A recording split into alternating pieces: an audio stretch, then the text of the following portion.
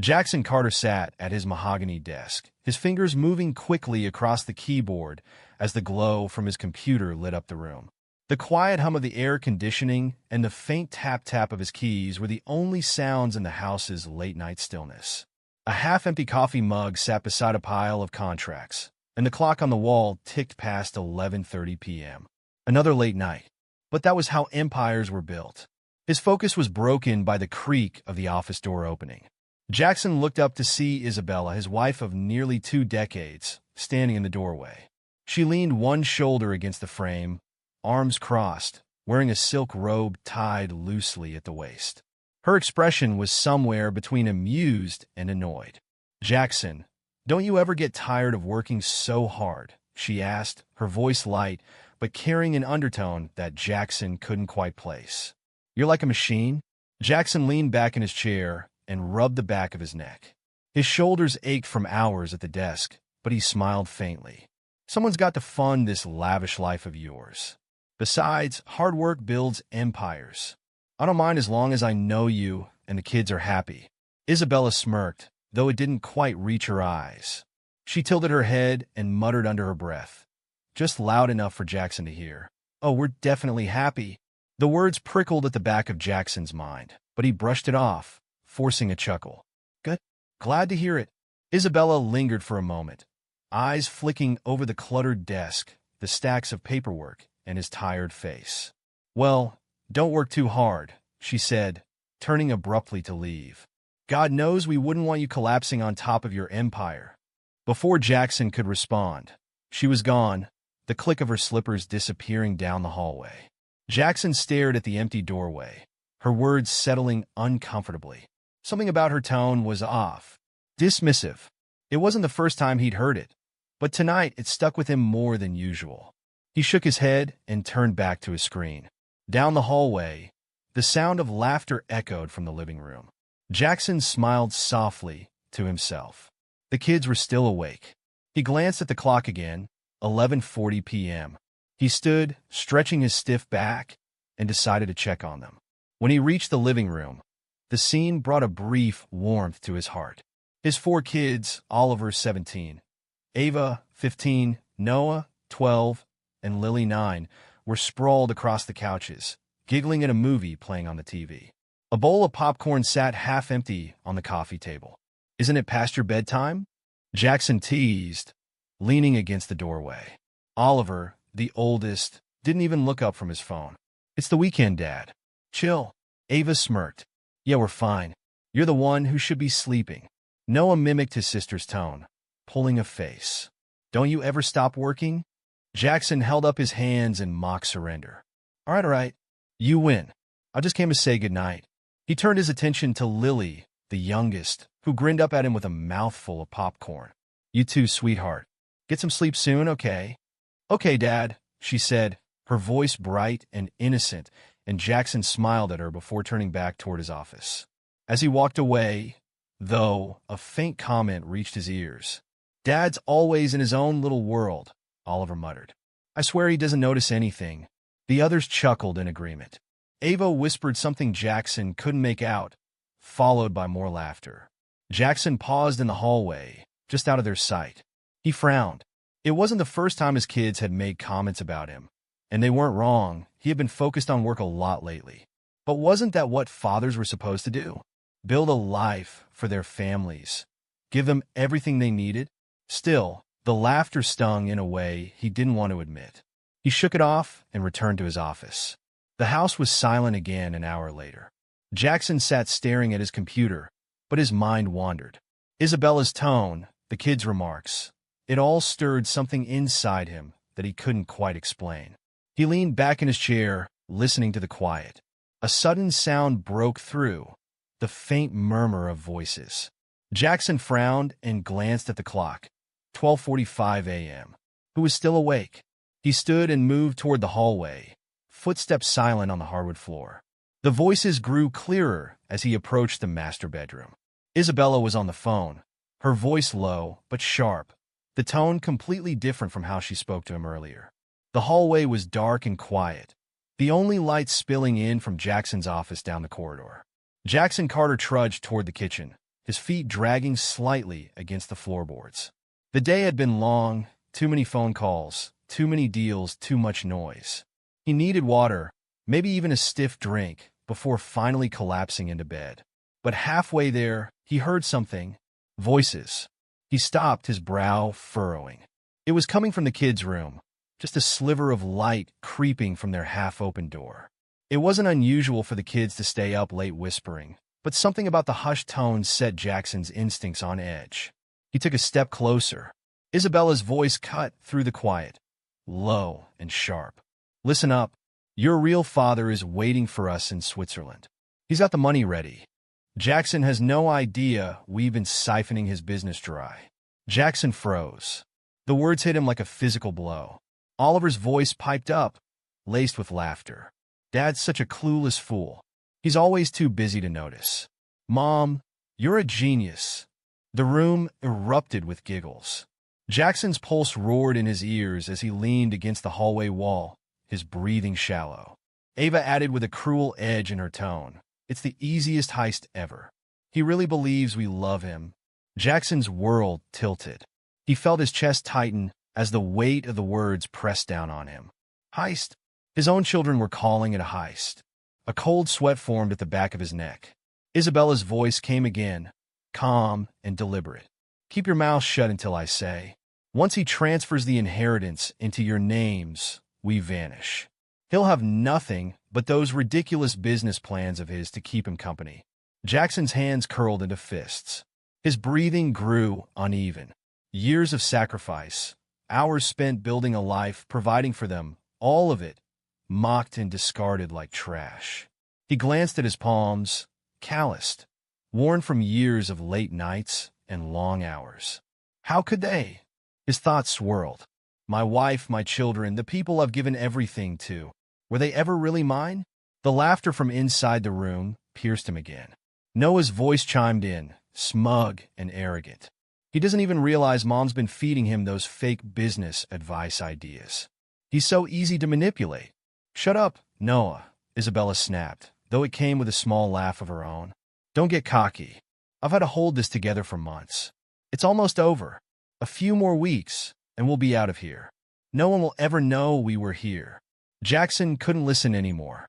The voices blended together, their words jagged and cruel, cutting into him like glass. Slowly, carefully, he backed away from the door.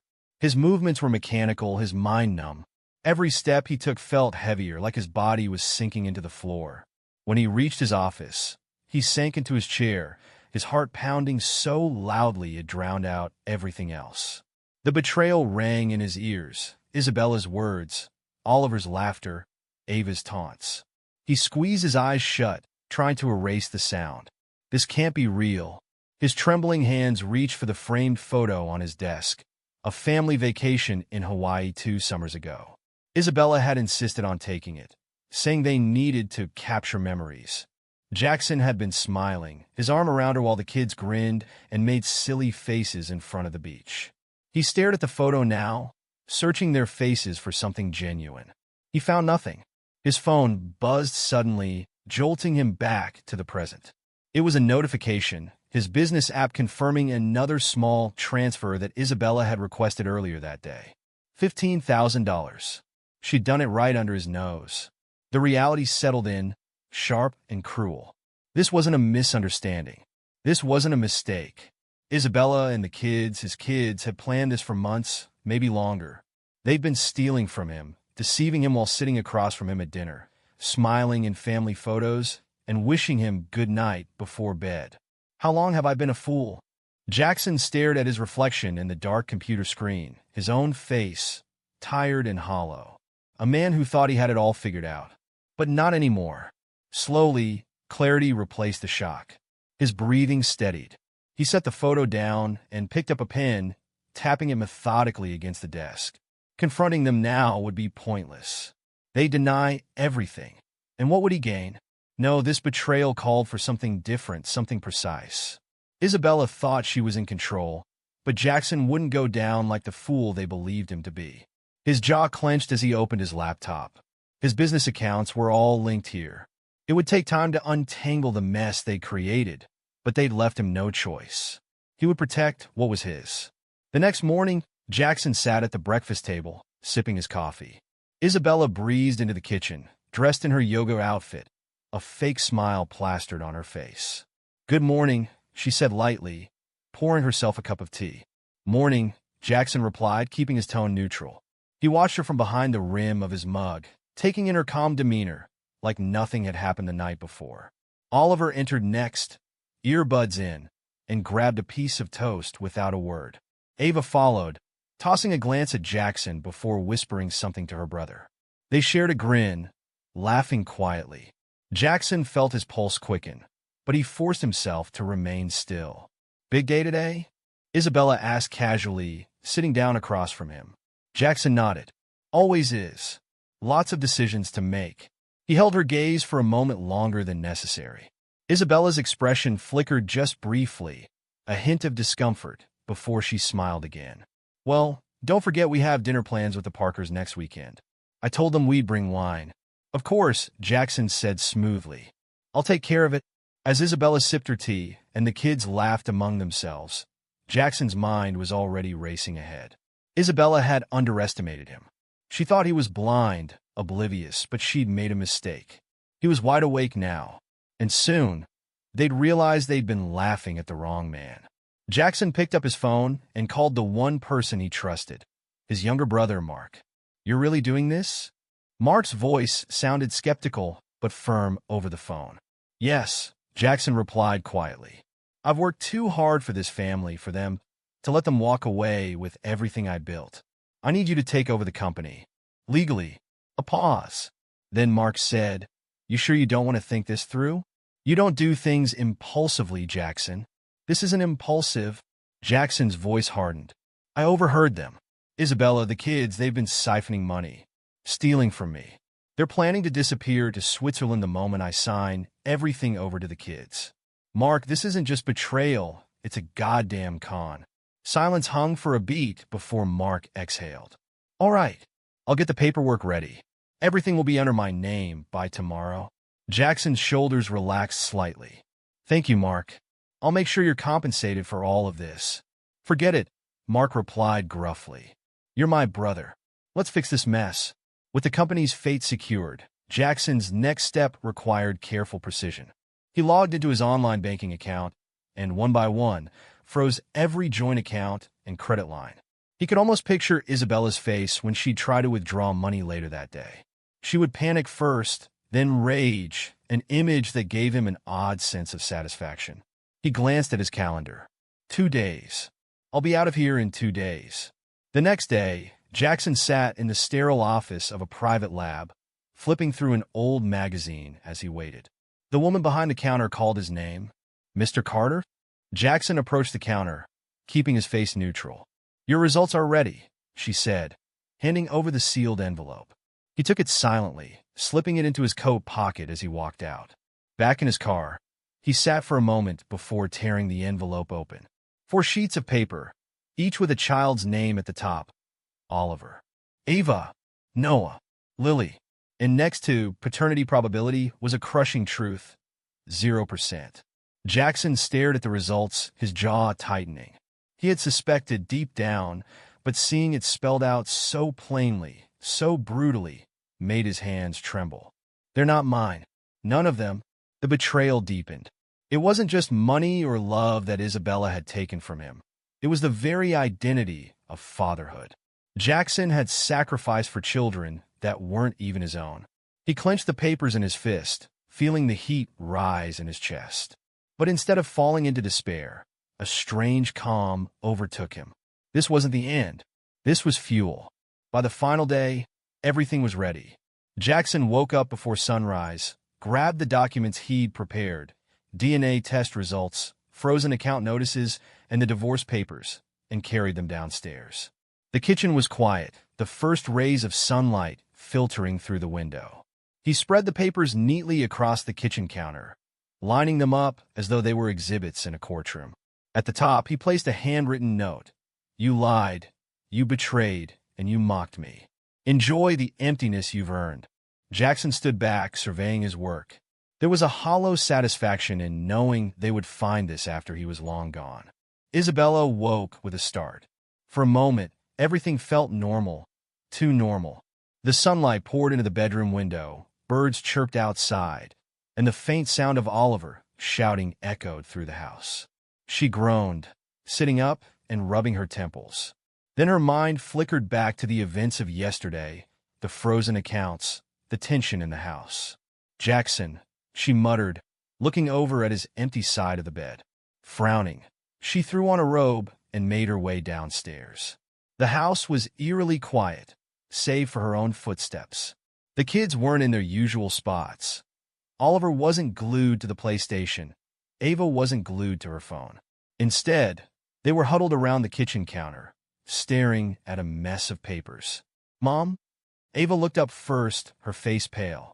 "You need to see this." Isabella's stomach dropped. She hurried over and snatched the first paper she saw. Her hands shook as she read the words aloud.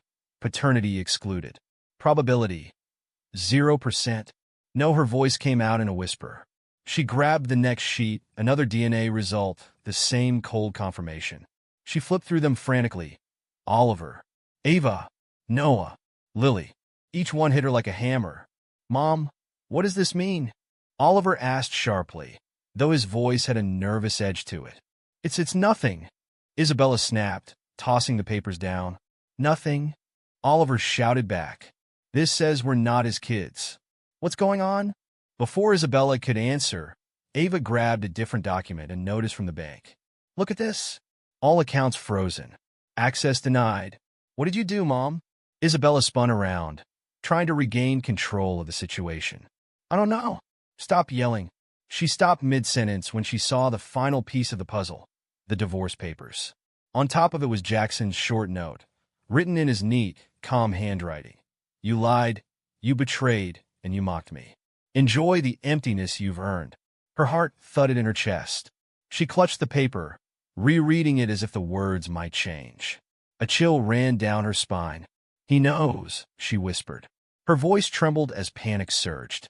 She slammed the paper on the counter. "He knows. How did this happen? Where did he go?" The kids flinched as she screamed. Ava backed away. "Mom, calm down.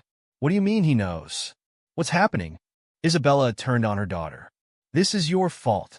You couldn't keep your mouth shut." Oliver threw up his hands. "Don't blame us. You're the one who said this whole plan would work. You said Dad was too stupid to figure it out." "Shut up, Oliver." Isabella's voice cracked as she crumpled Jackson's note in her fist. Noah, clutching Lily's hand, started to cry. "Is Dad gone? He's not coming back. Where's the money?" Ava cut in, her voice sharp and panicked. "Mom, you said he'd never find out. How could this happen?" Isabella didn't answer. She rushed to her phone, fingers fumbling as she dialed Jackson's number. Straight to voicemail. Come on," she muttered, redialing.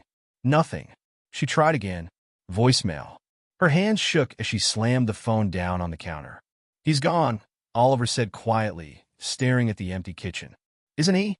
By the time Isabella realized Jackson had disappeared completely, hours had passed. The house that once felt warm and luxurious now seemed cold and lifeless. The kids retreated to their rooms, too stunned to do anything else. Isabella sat at the dining table, papers spread in front of her, staring blankly. She picked up the divorce papers and reread every word, but there was no loophole, no way out. He cut her off cleanly, leaving her with absolutely nothing. She slammed her fist against the table, her teeth gritted. Meanwhile, Jackson was hundreds of miles away, driving through the mountains with nothing but a duffel bag and a clear head. He had ditched his old phone on the side of the road, replacing it with a burner. The familiar weight of his old life, the routines, the lies, the betrayal, was falling off his shoulders like dead skin. Jackson had spent years chained to a lie, but now he had nothing to lose. It was a freeing realization. The first stop was a small city, one he'd chosen deliberately, far enough away to disappear, but bustling enough to blend in. He booked a room at a modest motel, paying cash. The next morning, Jackson sat in a quiet coffee shop, staring at a laptop screen. He had already reached out to his brother, Mark, who confirmed the company transfer had gone through without a hitch. Jackson's hard work was safe, now out of Isabella's grasp. Now it was time to start over. New name, new life, he muttered under his breath, sipping his coffee. His reflection stared back at him in the dark screen, tired eyes, rough stubble. He clicked through listings for small real estate investments, properties where he could pour his efforts into building something fresh. Over the next few weeks, he would carefully, methodically rebuild. He wasn't just looking to survive, he wanted to thrive. As the weeks turned into months, Jackson transformed himself.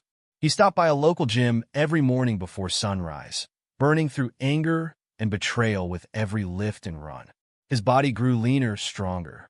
At night, he poured his focus into investments, buying up undervalued businesses and flipping them. He kept his name off everything, running it all through Mark until he could stand on his own again. His reflection in the mirror became unrecognizable, sharper, calmer, at peace. The tired man who once sacrificed everything for people who mocked him was gone. Back at the old house, Isabella's world crumbled. Bill collectors began calling. The accounts remained frozen. With no access to Jackson's money and no plan to fall back on, their once luxurious lifestyle evaporated. Isabella sold her jewelry. Oliver took up a part-time job at a grocery store, his resentment clear every time he opened his mouth. Ava spent her days on social media, trying to project a life that didn't exist anymore. Noah and Lily just cried, too young to understand why everything had changed. Isabella would sit in the living room at night, staring at the divorce papers.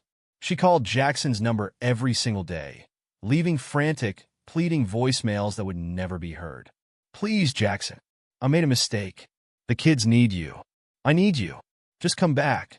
But Jackson had vanished without a trace. And Isabella, for all her schemes, was left with nothing but silence. The sun was setting over the sprawling estate, casting golden light across perfectly manicured lawns and the towering iron gates that surrounded Jackson's mansion. The property was a testament to his success, tenfold of what it had been in his old life. The grand house itself loomed in the distance, a symbol of everything he had built from the ashes of betrayal. Jackson Carter sat on the balcony with a glass of scotch, watching the world fade into twilight. His phone buzzed beside him.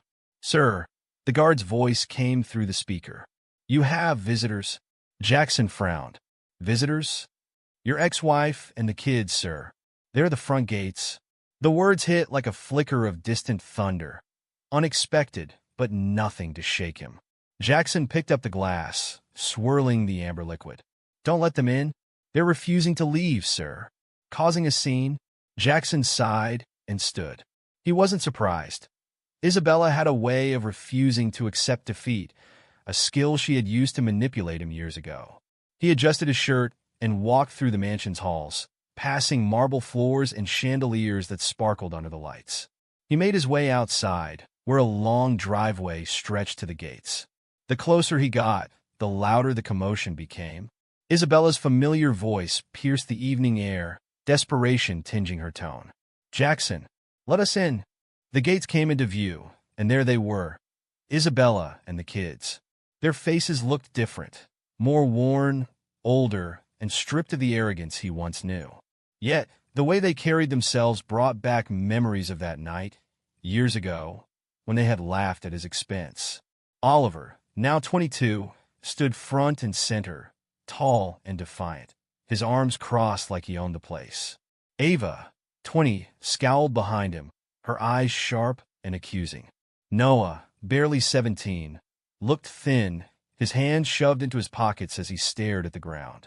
Lily, only 14 now, clung to Isabella's side, her wide eyes darting nervously as if trying to gauge how far they could push. Isabella herself looked worn, her once polished appearance replaced by tired lines and hollow eyes. Jackson approached the gates slowly, hands in his pockets. His calm demeanor only seemed to enrage them further. "Jackson," Isabella's voice trembled with desperation as she stepped forward, gripping the bars. "Please, just listen to us." Jackson stopped a few feet from the gate, his expression cold and unreadable. "What do you want?" "You owe us," Oliver said, his voice loud and arrogant. He gestured behind him at the group. Mom's sick. Cancer. Treatment isn't cheap, you know. And you're sitting here in your castle like a king while we're struggling to survive.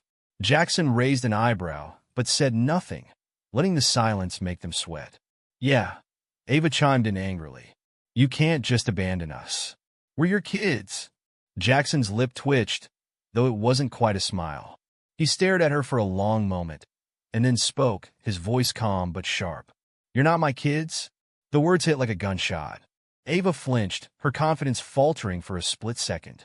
Isabella's grip on the gate tightened, her knuckles white. Jackson, Isabella's voice softened into a plea. Please. I made a mistake. A terrible mistake. But you're a good man. You can't let us suffer like this. Jackson tilted his head slightly, studying her face, now streaked with desperation. It was almost laughable. A mistake, he said coolly. You called me a fool while you stole from me. You laughed behind my back. You all did. Noah finally lifted his head, his eyes watery and full of anger. We were just kids. We didn't know what we were doing. Jackson's gaze shifted to him, unblinking. No, you knew exactly what you were doing. Every word you said, every time you called me stupid or clueless, you knew. Oliver stepped up to the bars, his fists clenched. We're here because of you, he shouted. You left us with nothing. Jackson's face didn't change. Actions have consequences, Oliver. That's a lesson your mother never taught you. But I'll be glad to give it now. Isabella's voice broke as she cut in, tears streaming down her face. Jackson, I'm begging you. Please. I was wrong. I was greedy and stupid, but the kids, don't punish them because of me. I'm sick, Jackson. I don't have much time. For the first time, Jackson hesitated. Her words sparked a flicker of something deep in his chest, a memory of the life he once had.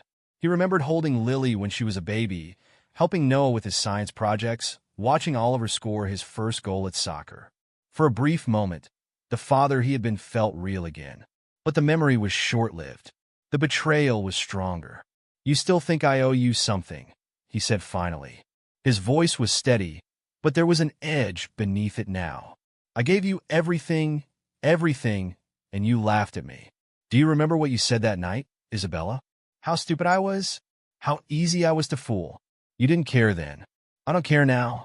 Isabella sank to her knees, sobbing into her hands. Lily clung to her, her small voice breaking through the silence.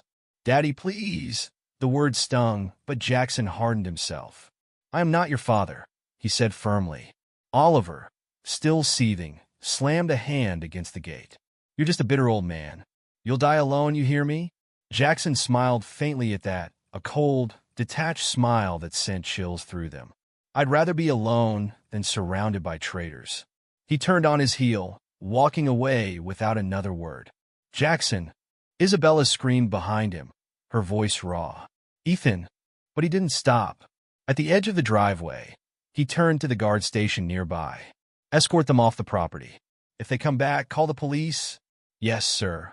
One of the guards replied, already moving toward the gate.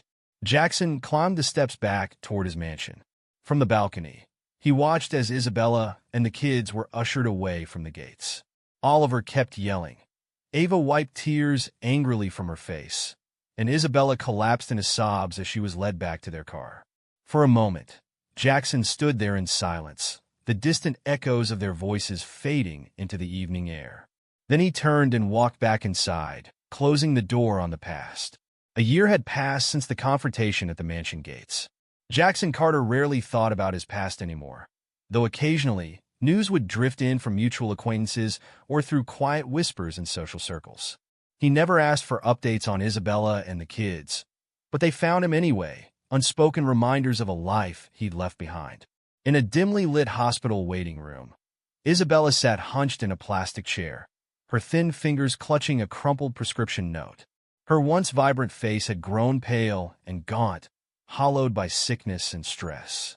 She glanced at the clock on the wall, its ticking mocking the little time she had left. A nurse approached her with an apologetic but firm tone. I'm sorry, ma'am, but without valid insurance or payment, we can't proceed with the treatment. Isabella's head snapped up. You can't just leave me like this. Please. I don't have the money right now, but I will. Her voice cracked, and her breath came in shallow gasps. You don't understand. I need this treatment. The nurse softened slightly, but stood her ground. I understand this is difficult, but our hands are tied. Isabella's eyes darted around the room, searching for sympathy where there was none. She whispered desperately, Isn't there some charity program? A doctor who'll help me? Something. The nurse sighed and shook her head. There's nothing we can do. Maybe check back when you've made some arrangements. As the nurse walked away, Isabella leaned forward, burying her face in her hands. Tears dripped through her fingers as a sick feeling of helplessness knotted in her stomach. Her thoughts went to Jackson, how easy it had once been to take his loyalty for granted. She remembered sneering at his stupid genius plans, how they had laughed at his trust. Now she sat abandoned in a hospital where no one knew or cared about her. Her mind whispered cruelly, This is what you deserve. In a dusty diner on the edge of town, Oliver stood behind the counter, wearing a stained apron and scrubbing at dirty dishes. His muscles ached from the long shifts, and the smell of grease clung to him no matter how hard he scrubbed his hands at the end of the day. Hey, kid, the manager barked, pointing at a table piled high with dirty plates. Get those cleared up? You're slower than a damn snail. Oliver bit back his anger, gripping the dishcloth tightly. Once he had mocked his father for being too oblivious, too soft. Now he was here, humiliated and overlooked, taking orders from people who barely noticed he existed. He carried the tray of dishes back to the kitchen, where another worker elbowed him roughly. Watch it, hotshot. You keep dropping plates and you're out of here. Oliver slammed the tray down on the counter, glaring. Don't touch me. The man laughed. What are you going to do, rich boy? Cry. The insult stung more than it should have. Oliver turned back to the sink, scrubbing furiously as memories of Jackson resurfaced. Dad's such a loser, he had said years ago. The words echoed in his head, mocking him now. Turns out I'm the loser, he thought bitterly. At the end of his shift, Oliver sat on the curb outside the diner, his head in his hands. He had applied for better jobs, dozens of them, but his arrogance had burned through any chance he once had. Employers saw the gaps in his resume and the chip on his shoulder, and they turned him away. The small, run-down apartment they now shared was a far cry from the mansion where they had once mocked Jackson's hard work. The paint on the walls peeled in strips, and the heater rattled loudly in the winter cold. Ava sat cross-legged on the thin mattress she shared with Lily, scrolling on her phone, looking for work. But the unpaid bills stacked on the floor next to her made her stomach churn. You find anything yet? Noah asked quietly from the doorway. He looked smaller than before, his shoulders hunched and his confidence shattered. No, Ava sighed and put her phone down. Nothing. Noah stepped into the room and sat beside her. Do you think, he hesitated, his voice barely audible. Do you think Dad would help us? Ava flinched at the word Dad. It felt like a lie now, calling him that after everything they had said. She shook her head. No. Why would he? We betrayed him, Noah. We laughed at him. She trailed off, guilt choking her words. Noah looked down at his shoes. I thought we were smart back then. I thought. Mom was right. Ava clenched her fists. Mom ruined us? A silence settled over the room, heavy and suffocating. They both knew the truth. They had been part of the betrayal, and now they were paying the price. Late at night, in the same apartment, Lily cried softly into a threadbare blanket. Her small frame shook as she tried to stifle her sobs. Isabella sat beside her, brushing a trembling hand through her daughter's hair. It's going to be okay, Lily, Isabella whispered, though her voice held no conviction. Lily looked up at her mother, her wide eyes full of confusion. Why doesn't Daddy love us anymore? Did we do something bad? Isabella's throat tightened. He's angry, sweetheart. That's all. He'll come back one day. He'll forgive us. But even as she said it, Isabella knew the truth. Jackson wasn't coming back, and forgiveness wasn't something she deserved. Jackson sat in his office, a quiet sanctuary of polished wood and leather. The soft hum of a jazz record played in the background as he sipped a glass of bourbon. His assistant knocked softly on the door before stepping in. Sir, there's something you might want to know. Jackson raised an eyebrow. What is it? Your ex-wife, Isabella. The assistant hesitated. She's not doing well. The kids are struggling too. They're living poorly. Jackson's hand paused midair, the glass hovering near his lips. For a moment, something flickered in his eyes, something almost like pity. Then, just as quickly it was gone, he set the glass down and leaned back in his chair. I see. The assistant waited, expecting some kind of reaction. When none came, she left the room, closing the door softly behind her. Jackson sat in silence, staring into the amber depths of his drink. Their downfall wasn't something he had wished for. He had simply removed himself from their lives. The rest had been their own doing. Actions have consequences, he muttered to himself. He picked up the glass, took a slow sip, and turned his focus back to his work. Whatever happened to Isabella and the kids was no longer his burden. They had chosen their path. He had simply chosen his freedom. The sunlight streamed through the window of Jackson's new office, illuminating the walls adorned with modern art and photographs of his travels. The man who sat at the large mahogany desk now looked nothing like the hollow, betrayed figure of years past. Jackson Carter had rebuilt his empire, his confidence, and most importantly, his sense of self-worth. His once calloused hands had healed, and so had the wounds of his heart, though faint scars still lingered, quietly reminding him of what he had endured. His assistant entered with a soft knock, carrying a file. Sir, Mila's here to see you. Jackson looked up, his lips tugging into a faint smile. Send her in. Mila entered the office with a lightness that seemed to follow her wherever she went. She was the kind of person who made rooms brighter simply by walking into them. Her dark hair was tied loosely, and her smile, as always, was warm and sincere. Unlike Isabella, there was no pretense in her demeanor. She was real. Busy as usual, I see, Mila teased, leaning against the doorway. Jackson chuckled softly, leaning back in his chair. Someone's got to keep the business running. You know, Mila said, crossing the room and sitting across from him. You are allowed to take a break once in a while. Jackson smirked. And do what? Watch daytime television? No, she replied, rolling her eyes playfully. Live. Experience things. You promised me a trip to Italy, remember? Venice isn't going to wait forever. Jackson paused, the smile lingering as he looked at her. Mila had a way of pulling him out of his rigid, work-driven habits.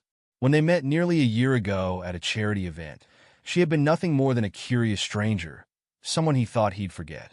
But she was different. Her honesty, her kindness, and the quiet strength she carried struck a chord in him. At first he resisted. Trusting anyone again had felt impossible. But Mila hadn't pushed. Instead, she had patiently carved out space in his life, one genuine moment at a time. Venice? Jackson said finally. All right, let's make it happen. That evening, as they sat on the balcony of Jackson's sleek penthouse, Mila looked out over the city skyline, the lights twinkling like stars. She sipped her glass of wine, a contented silence settling between them. Jackson stared at her, studying the curve of her smile and the way the breeze caught her hair. For the first time in years, he wasn't haunted by the past in moments like these. The weight he had carried, the betrayal, the anger, felt lighter when she was around. You're staring, Mila said, catching him. Jackson smiled faintly. Guilty as charged. She set her glass down and turned to face him. Something on your mind? Jackson hesitated.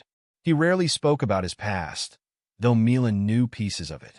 Opening up hadn't come easy, but with her, he found himself wanting to share more.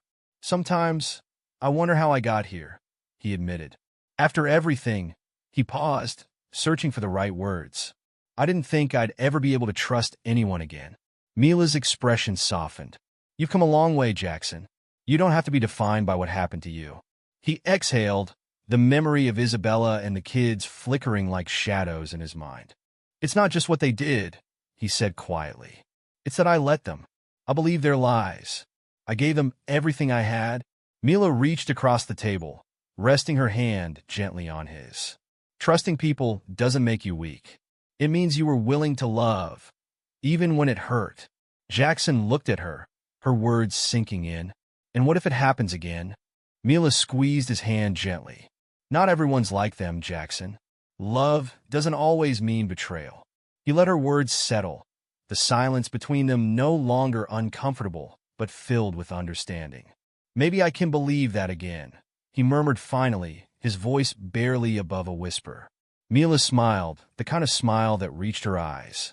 One day at a time, over the next few months, Jackson and Mila began building a life together. True to her word, Mila dragged him away from work to experience things he had long forgotten. Their relationship wasn't flashy or complicated. It was steady, honest, and free of deceit. For Jackson, it was a revelation. One day, Mila found Jackson sitting in his study, staring at an old photo of his previous life. Isabella, the kids, and him smiling together in front of the house he used to call home. She approached quietly, placing a hand on his shoulder. Thinking about them? Jackson nodded. Sometimes, yes. Do you regret leaving? He considered the question before shaking his head. No. What I regret is who I let myself become while I was with them. I stopped seeing my own worth. Mila sat beside him. You see it now? Jackson smiled faintly. With you, I do. Mila leaned her head against his shoulder. That's what matters. He looked at the photo one last time before placing it face down on the desk. It was part of his story, but it no longer had power over him. Years of betrayal had nearly destroyed Jackson, but he had rebuilt stronger, wiser, and happier. Mila's love hadn't just shown him that trust was possible again. It had shown him that he was worthy of it. On a quiet evening, as the two sat on the beach watching the sun dip below the horizon, Jackson reached for Mila's hand. Thank you, he said softly. Mila turned to him, her brows furrowed. For what? For showing me that love can be good, that it doesn't have to hurt. Mila smiled, lacing her fingers with his. You did that yourself, Jackson. I just reminded you how. As the waves lapped gently against the shore, Jackson realized something. The life he had now, the peace, the love, the joy, wasn't a second chance. It was his first real chance, and he wasn't going to waste it. For the first time in years, Jackson Carter was truly free. The late afternoon sun cast golden streaks across Jackson's living room as he sat in his favorite armchair, sipping his coffee. Outside the window, Mila was tending to her small garden, humming softly as she worked. It had become a part of their routine, quiet evenings filled with peace, the kind of life Jackson once thought was impossible. Just as he began to relax, the doorbell rang. It was an unusual sound. No one ever arrived unannounced at their gated estate.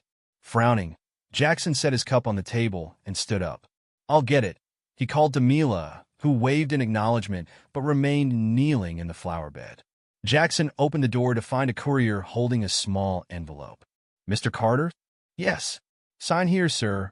Jackson scrawled his signature, took the letter, and closed the door without a second glance at the man. He walked back to his chair, the plain, white envelope crinkling in his grip. His name was handwritten on the front, the handwriting faintly familiar but shakily formed. With a frown, he slid a finger under the seal and pulled out a letter. As he unfolded the paper, a wave of recognition hit him. The handwriting belonged to Ava, his second oldest daughter. Jackson's eyes moved over the words, slowly at first, then faster as the meaning sank in. Dear Dad, I know you probably don't want to hear from me, but please, let me say this. Mom is gone. She passed away last year after a long, painful battle with cancer. In the end, she suffered more than she ever thought she would. I don't write this expecting sympathy, because we deserved everything that happened to us. After you left, everything fell apart. We thought we were so smart, so untouchable. It didn't take long for us to realize how foolish we had been. Mom tried to keep us together, but we were angry, scared, and lost without you. Oliver blamed everyone but himself. Noah shut down completely, and Lily cried for weeks. I tried to hold on, but regret eats away at you until there's nothing left. I don't know if you'll ever forgive us. I wouldn't blame you if you didn't, but I wanted you to know that I'm sorry for mocking you, for stealing from you, for betraying the one person who gave us everything. You didn't deserve any of it. We're nothing now, Dad. Oliver struggles with odd jobs, and Lily and Noah don't speak much anymore. I'm working 2 jobs just to survive, and every night I lie awake thinking about what we did. Regret doesn't pay the bills, and it doesn't make us whole again. I hope you're happy now. Truly I do. You deserve that after what we did. But if there's even a chance you can forgive me, I just needed you to know we're sorry. Love, Ava. Jackson read the letter twice. By the time he set it down on his lap, the room was utterly silent except for the soft rustle of leaves outside the window. His gaze fixed on the fireplace, flames gently flickering, as if waiting for him to make a decision. The words swirled in his mind, each sentence heavy with its own weight. Mom is gone, regret eats away at you. I'm sorry. He leaned back in his chair, staring blankly at the ceiling. A mixture of emotions clawed at his chest. Anger, sadness, and something unexpected, pity. Not for Isabella. She had made her choices and paid the price. But Ava. Her words sounded genuine, heavy with the burden of real remorse. For a moment, he remembered the girl Ava had been before it all fell apart. She used to sit beside him in his office as a child, scribbling drawings on printer paper while he worked. "This is you, Daddy," she'd say, holding up a stick figure with a square head and a tie. Jackson used to laugh, ruffling her hair. "We were fools, Dad." Jackson's jaw tightened. That child he remembered no longer existed, replaced by a stranger who had laughed as they plotted to ruin him. A stranger who had spit words of mockery into his back. He stood up abruptly, letter in hand, and walked toward the fireplace. The flames snapped and hissed, as though hungry for the paper he carried. Mila's voice broke the silence as she entered the room, wiping her hands on her apron. "Jackson?" He froze for a moment, turning his head slightly, but not looking at her. "It's nothing," he said flatly. Mila frowned. "That doesn't look like nothing." She approached slowly, eyeing the letter in his hand. "Who's it from?" Jackson hesitated before answering. "Ava." Mila's expression softened with understanding, but she didn't press him. "What does she want?" "To apologize," he said simply. Mila studied him carefully. "And what do you want to do?" Jackson stared into the flames. "What I want doesn't matter. They made their choices. I've moved on." "Jackson," Mila's voice was gentle. "Forgiveness doesn't mean forgetting. And it doesn't mean you owe them anything." He nodded slowly but said nothing. The letter weighed heavily in his hand as memories tried to resurface. The laughter behind his back, the sneers, the betrayal. Isabella's voice echoed in his mind, taunting him even now. He'll have nothing but his genius business plans. With a flick of his wrist, Jackson let the letter fall into the fire. It caught instantly, the paper curling and blackening as the flames devoured Ava's words. He watched until there was nothing left but ash. Mila didn't say anything. She simply walked to his side and placed a hand gently on his arm, grounding him in the present. Jackson sighed, his gaze shifting from the fireplace to the woman standing beside him. "Some wounds don't need reopening," he said finally, his voice low. "Forgiveness isn't owed, it's earned. I've moved on, and that's enough." Mila nodded. "It is." Jackson turned away from the fireplace, walking back to his armchair. He picked up his coffee, now lukewarm, and took a sip as if the letter had never arrived. Outside, the sun was starting to set, bathing the room in a golden glow. Mila leaned against the edge of the chair, her quiet presence reassuring him. He looked at her, a small smile pulling at the corners of his lips. "What's for dinner?" She grinned. "I was thinking pasta, but only if you promise not to burn the garlic bread." He laughed softly, the weight in his chest lifting. "Deal?" As they moved into the kitchen together, Jackson realized something. The past could stay where it belonged, in ashes. What mattered now was the life he had rebuilt and the woman beside him who had shown him what love could be. Forgiveness wasn't something he owed anyone, least of all people who had tried to destroy him. And as far as he was concerned, he had already won. Jackson stood on the balcony of his mansion, the vast horizon stretching before him. The sun dipped lower, casting a warm golden hue over the sprawling estate below. He had come a long way from the man he once was, the man who had believed in loyalty, love, and family, only to be betrayed by the very people he trusted most. He didn't look back anymore. There was no reason to. The past was dead and buried, reduced to nothing more than memories he had learned to ignore. Instead, he focused on what lay ahead, the empire he had painstakingly rebuilt, the life he had earned through his own blood, sweat, and tears. The sound of footsteps behind him drew his attention. Mila appeared, her silhouette framed by the fading light. She walked over to him, a smile on her face, and slipped her hand into his. The warmth of her touch grounded him, reminding him of everything that mattered now. She leaned against the balcony railing beside him, glancing out at the view. The night air was cool, and the soft hum of the distant city echoed in the background. "Do you ever think about the past?" Mila asked, her voice gentle, but there was a hint of curiosity in her tone. Jackson didn't answer immediately. His gaze stayed fixed on the horizon, watching as the colors of the sunset deepened, the world gradually giving way to night. For a moment, he was lost in the quiet beauty of it, the peacefulness that had become his life now. "No," he said finally, his voice steady. "I think about the future. With you." Mila smiled softly, squeezing his hand. "I'm glad." There was no need to say more. The weight of the years, the betrayal, the loss, the anger had all faded away with time. Jackson had rebuilt himself piece by piece, stronger and wiser than before. And with Mila by his side, he knew he had everything he needed to face whatever came next. The moment lingered between them, a quiet understanding in the air. For the first time in years, Jackson felt at peace with his choices. The past, with all its pain, was no longer his burden to carry. He turned his gaze to the distant city lights, his thoughts drifting to the life he had once known, to the family that had betrayed him. He didn't regret leaving them behind. They had made their choices, and now they had to live with the consequences. But he had moved on. The future was his to shape, and he was no longer willing to let the ghosts of the past haunt him. Back at Jackson's mansion, the night had fully descended. The stars twinkled above, as if to remind him of all that he had achieved. Mila kissed his cheek, drawing him back to the present. "What's on your mind?" she asked. Jackson looked down at her, a small smile playing on his lips. "Nothing. Just everything."